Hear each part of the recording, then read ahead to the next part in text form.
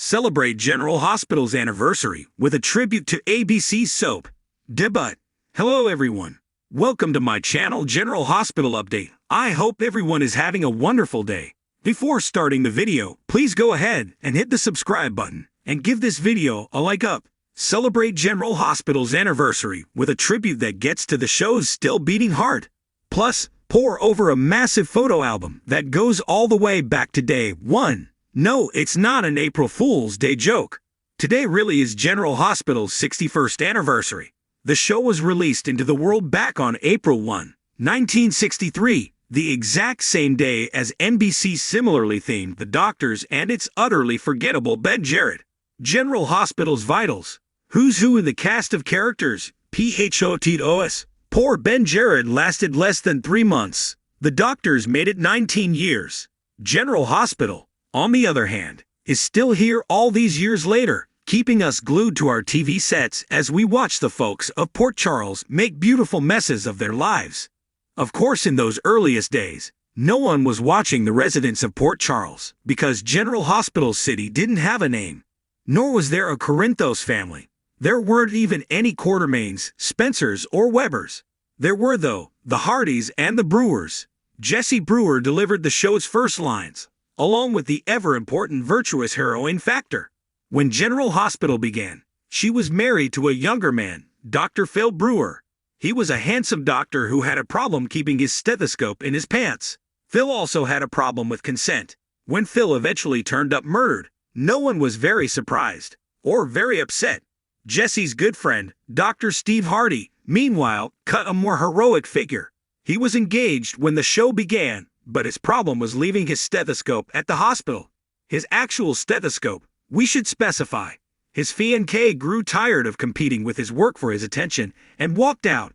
Even the eventual love of his life, Audrey, had a hard time getting him to focus on anything besides his beloved hospital. The drama spread out from them, but it never wandered too far from the hospital and its staff. A family whose lives revolved around corporate intrigue. Perish the thought. A clan of mobsters and coffee importers. Heaven forbid. No, all drama flowed from General Hospital in? Well, that wasn't important. The town was somewhere east-ish. It was called General Hospital for a reason.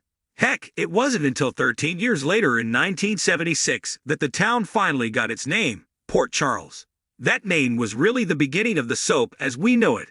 In that same year, we met the Webbers, brothers Rick and Jeff, and Monica, though she wouldn't be played by Leslie Charleson until the following year.